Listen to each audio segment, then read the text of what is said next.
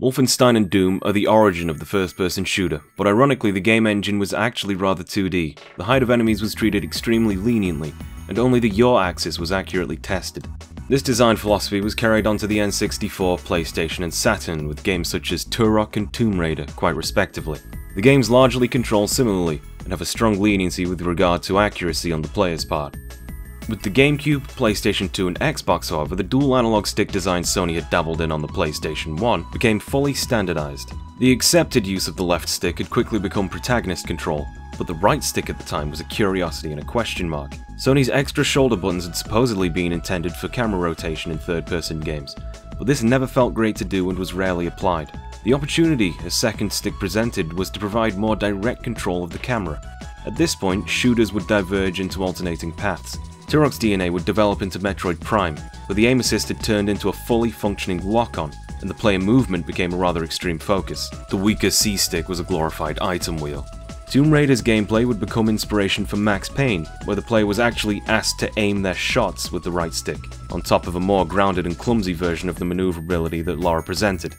Eventually the Japanese would actually give it a go too, and Resident Evil 4's very deliberate and shoulder-based design paved the way for amalgamations with the Max Payne school of thought, and this would dictate how most games of the 7th generation would play.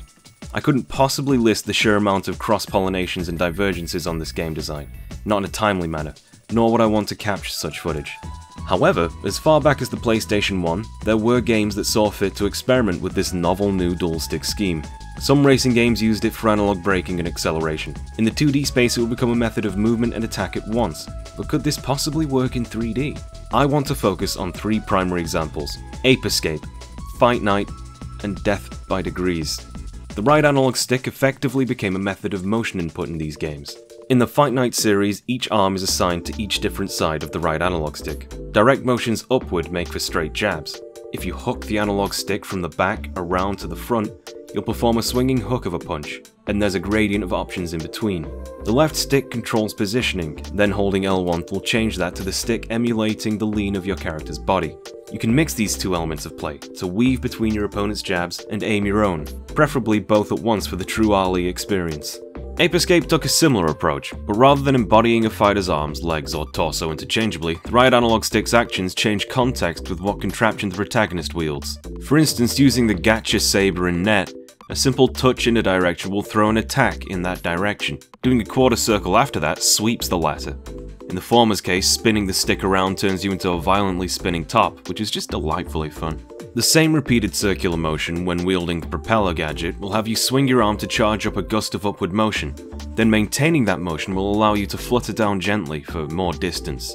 Similarly, the speed hoop will have you develop control for your infant's hips, and once you've satisfied the hoop's needs with a belly dance, it shall express its excitement by making you run around like Mario's burning arse.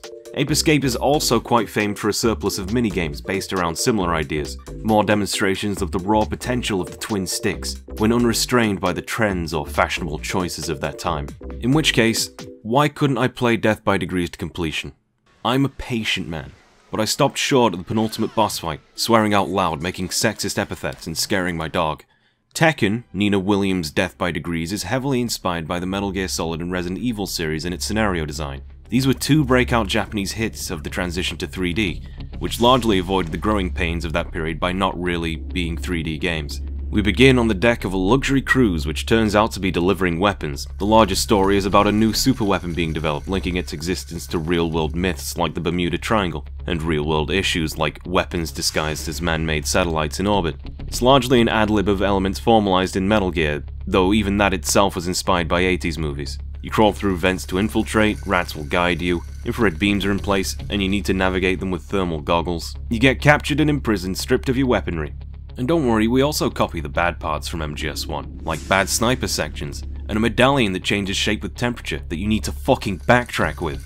Instead of ornate keys or a leveled keycard system, you duplicate fingerprints found on various bodies and objects in the scene, to gain access to secured areas to gain progress, or private lockers to pilfer items and weapons. This is among the most interesting ideas that Death by Degrees doesn't quite capture the potential of, using it as a well-context gating mechanism rather than an exploration mechanic. As such, the Metroid series influences on Resident Evil and Metal Gear 2 Solid Snake struggle to shine through into Death by Degrees, but they do exist. such is evidenced in the disgusting amounts of backtracking. The camera system is fixed and cinematic, choosing to establish the environments foremost and then the player within them. When you begin the game, there's a joyous amount of novelty, along with some bad omens. Movement is camera relative, and quick flicks of the stick will have Nina dodge, cartwheel, wall run relative to her environment. You can unlock attacks that come out of these movement options, although Nina doesn't hold any momentum, but that's normal for a character action game. The right analog stick is responsible for attacking and blocking. A tap of the right stick in any given direction gets a quick jab relative to the position on camera, and Nina's animations compensate for a facing direction, by jabbing or donkey kicking. It makes it look somewhat natural in motion. If you see a red health bar to signal an enemy's intent to attack, or a boss winding up, you can do a quick tap in their direction to block. You get a window of opportunity to attack usually in these instances. Holding L1 puts Nina into stance, and a range of motions on the right analog stick combined with the movement of the left will allow for more complex and varied attacks with launching properties and variable height relative to who you're fighting. If an enemy is to your left, you can hold L1 and left on both sticks to do a tumbling attack. This is one of the few attacks that hits grounded enemies. Quite ironic for Nina, but herein lies the first few traps. The rip-off Resident Evil game cinematography doesn't have any consistent northern focus between shots. Often you'll walk into a room and the camera will be planted firmly against a wall to establish the hind limitations of the room you're in before you can explore it, and to look at Nina. However, it creates a deep sense of foreboding as you cannot see into the rest of the room without moving first, which doesn't quite make sense as an emotion when Nina's meant to be a femme fatale in her own action game. The camera shots, outside of their practicality pointing out things to the player, don't often serve a cinematographic purpose that makes any amount of sense. And in some instances, the camera swings around drunkenly like a certain famed Silent Hill 1 section, but for little to no reason or part of a glitch. To summarize, shots change unpredictably and point in wildly varying directions with no sense of stage facing and sometimes allowing the player to disappear from the screen entirely. The camera relative movement has a memory for what direction you moved when you started holding the controller. So long as you hold the stick, you'll carry on in that direction no matter what. This is a known concession that you see in early Devil May Cry and 3D RPGs. Dodging, or more complex movement, requires you release the left stick in order to quickly tap in a direction, and it's really not uncommon that a changed shot interrupts your input and you go in a direction you hadn't intended. In fact, it happens frequently.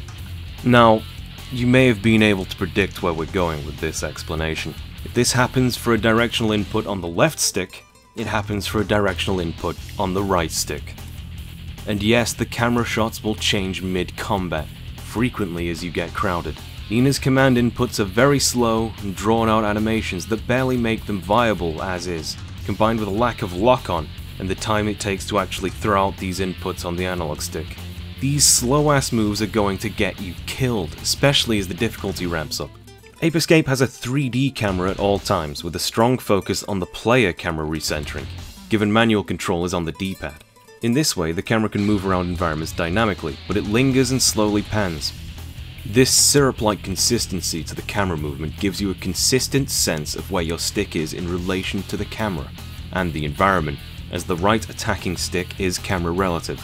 This means recentering the camera comes frequently, which is a small cost for your right analog stick having a far more consistent playfield to work with. Fight Night maintains the Punch and Judy tradition of fighting game cameras as a two-shot pans slightly up. Although this isn't necessary, as the right stick is character relative rather than camera relative, it's simply there to give a consistent 3D view of the action. If Death by Degrees had taken stronger influence from Metal Gear Solid's camera system and maintained a steady sense of north outside of cinematics, this wouldn't have been anywhere near as much of a problem. The sticks would benefit by inheriting the camera's strong relation to the environment. There is an Ape Escape style 3D camera on the R2 button in Death by Degrees, but for the sake of footage I tried not to use it, but it makes running around the environment so much less stressful. It maps a 3D camera to the right stick rather than attacks, and this free camera isn't always available to use if the game's feeling self-conscious or it's having a bad day. You can use it in combat scenarios if you force a lock-on, freeing the right stick to control for your attacks, but the level design has you generally surrounded to benefit from the omnidirectional combat mechanics allowed by that right stick. And enemies don't care if they're off-screen, they will attack. This brings us to a flaw that isn't a matter of execution but a matter of design. As I've said before, the speed of inputting on a stick is slow, there's more travel time than a D-pad, and the flow of the stick is an interpretation of messy analog motion into binary, so that translation process is inherently imperfect for something so precise. In Fight Night, there are only 2 players against each other, which allows for this slow speed based on a fair mixture of prediction and reaction. As with any fighting game, there's a pace based on the release of tension that comes from hits connecting or being blocked, and the game displaying that event buffers players' inputs until it's done. For that brief moment, inputs are delayed, and that staggers gameplay between moments where input matters. It's a very controlled flow of action. You have a point of time called neutral, where both players are free to create inputs, teasing one another and playing the very brief mental games to generate and claim opportunity. After that input, there's a moment of surveillance at what your or your opponent's actions have done, and the limited consequences of that action you performed, a whiff, block or hit. This reactionary period of time doesn't have a formal name, but we'll call it situational. In that moment of time, there's a chance to recognize the effectiveness of your action, and if there's a follow-up opportunity, or if you've made a mistake.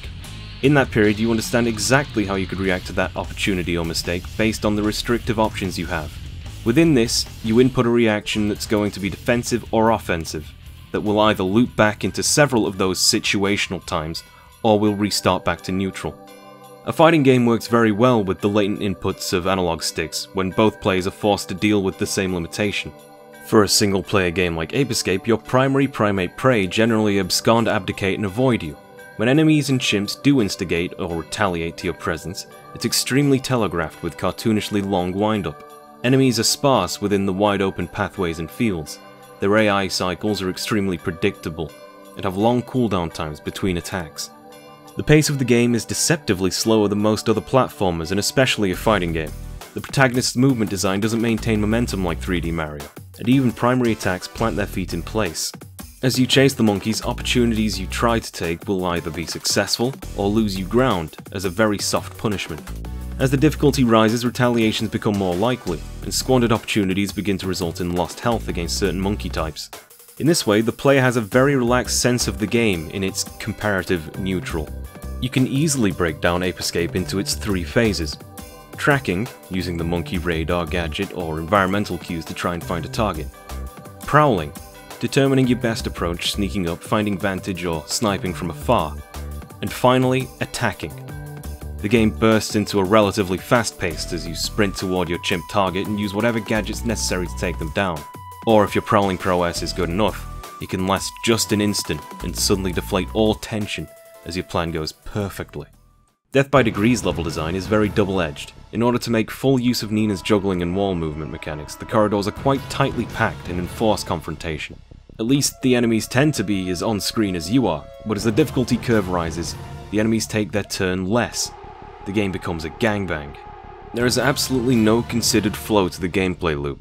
Everything is slapdash. You can enter areas and be seen immediately, or you can enter areas and not have any idea where the enemy is. The approach doesn't matter, nor does how you execute them, as the situations don't have any structure or limits. It's just a fucking mess. The music soundtrack, which to its credit captures a mood very well, will be interrupted and restarted by any load screen, including the pause menu. Health items have to be taken from the pause menu, Resident Evil style. Compounding that it's a load screen for it, the animations also take seconds to play out, so it's just impossible to navigate maintaining any sense of flow in a fight, for instance.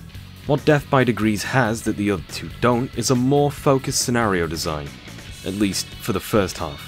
Since this is Resident Evil on a cruise ship, this game is made up of lots of little event loops and shortcuts. The layout is memorable, as rooms are designed to fit within the shape of a nice big boat.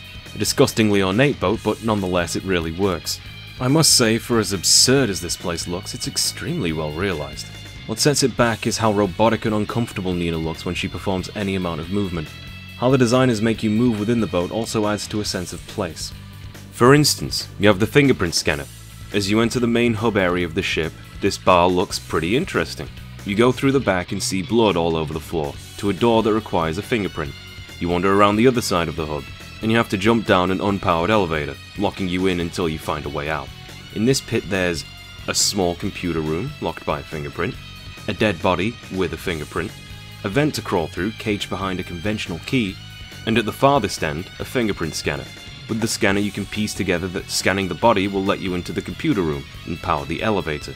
However, there's also a key to that caged air vent which leads you directly back to the back room of the bar, to the first door you couldn't unlock.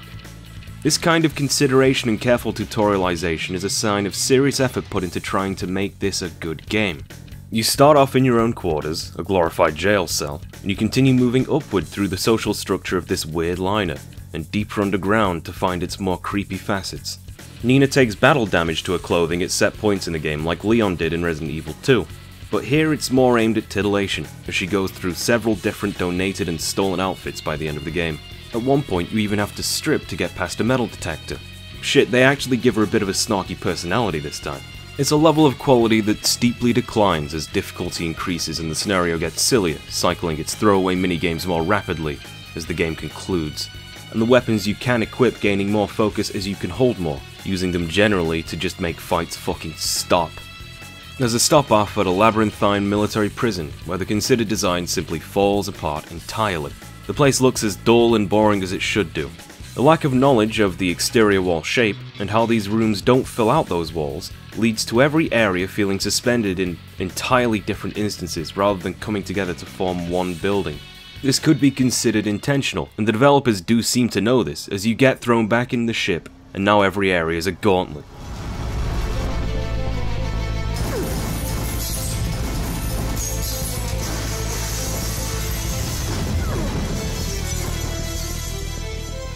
It's as if the game's trying to forbid you from exploring by making any navigation arduous. It's around this time the game's cheesy, unintelligibly spy fiction story develops a focus.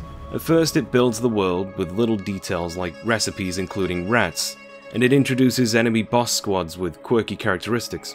And honestly, they don't make much of an impact at first with how terribly the game's actually written, where they become absolutely lovable. Bryce, this pink-haired Brooklynite, shares Nina's obsession with just dropping his guns instead of reloading them, the difference being that he has an infinite number of guns on him. Somehow. You fight him in a corridor of meat. Not a fantastic fight, but it's at least inspired. He shoots down the frozen alleys like a claustrophobic Vulcan raven, and once you get to him, he jets. I tried a lot of very considered tactics before getting frustrated and just chasing him down. At which point, you have to chase him down again. He erects an arena, throws his guns away showing he means business. Sorry to disappoint you, but I prefer guns. Or not. Then we got this Hispanic samurai. Is he for real?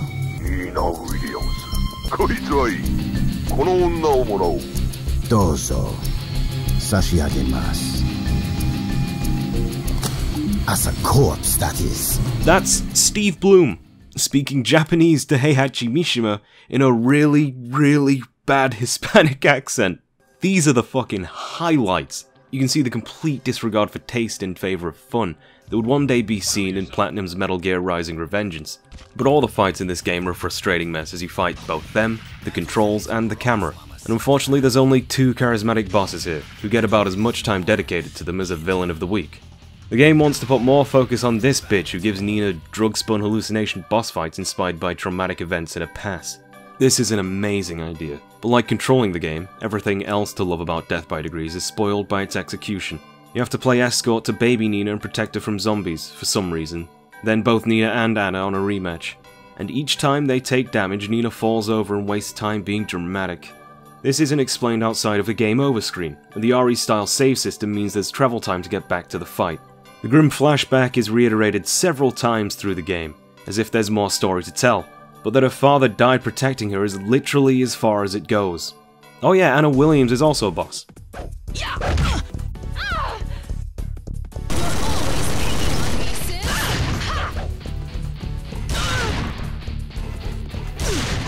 If it seems like I haven't talked about the weapon system, that's because I have nothing to say about it.